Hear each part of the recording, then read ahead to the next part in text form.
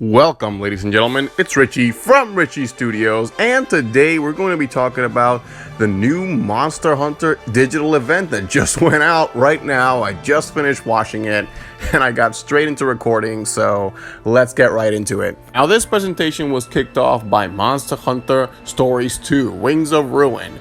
They showed some new story details in particular, in which I'm already a little lost. I gotta say, the story does look pretty anime tropey and cheesy, but that's just the fun of it, you know? I've always said this, and is that cliches aren't usually bad.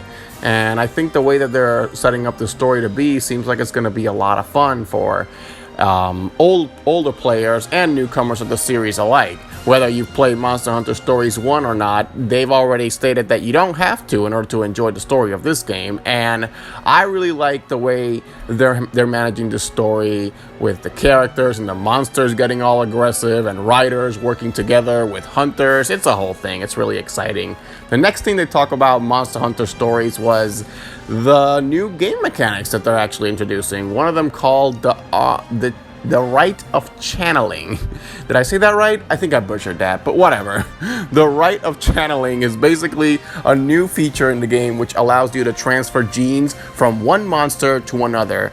That way, you can, let's say, make a Barioth shoot lightning, or make a Lagombi shoot fire, which is absolutely crazy and super fan servicey, but that's what it's all about. It's about having fun and letting the player interact with these kind of things. I can't wait to see the different types of things that people do with this, the different type of combinations. I'm pretty sure there's going to be some combinations that are going to be better than others for some monsters.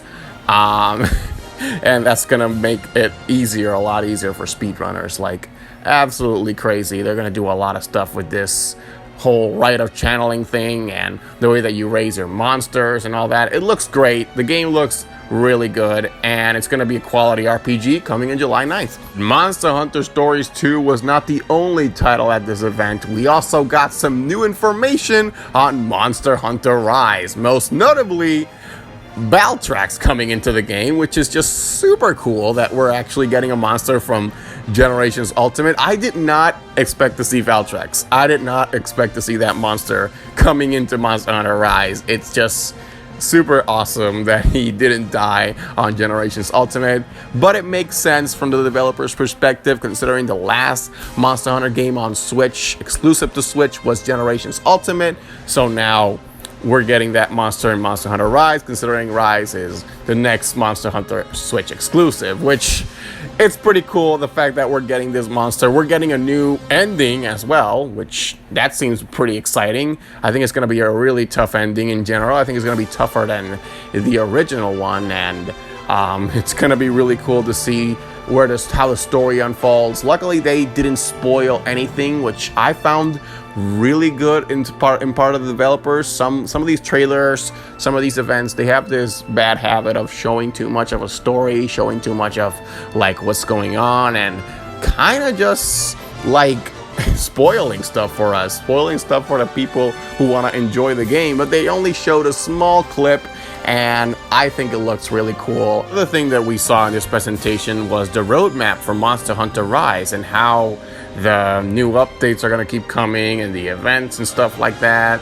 Now, I gotta say, quote-unquote new updates, because the closest thing that I can see here that's coming as new free updates with new monsters is actually the event quest that is taking place at the end of June, and we don't even know if that's going to bring new monsters. I don't know if they're going to bring any more new monsters into the game. They very much likely could. Monster Hunter World got a lot of updates with new monsters way after release, so I wouldn't be surprised if Monster Hunter Rise also gets new monsters. Notably, there are monsters that I want in the game, one of them specifically being Samtrios. Considering we already have Samites in the game, not having Samtrios feels a little weird. And let's not forget that we also have a baby Texucabra in the hub, so let's get Texucabra in the game as well. I think that would be very cool to actually see. Will it happen though? I don't know. Looking at the roadmap for Monster Hunter Rise and just seeing a bunch of Capcom collabs and events and stuff like that, it doesn't give me much hope that we're going to see any new monsters in the future. but it's possible that later in the fall, around September, October, or November, we'll get to see new monsters. They're just still cooking up in the oven and developing them. Because games like Monster Hunter World got updates later on in its life. It still got an expansion, Iceborne, which was one of the coolest parts of the game.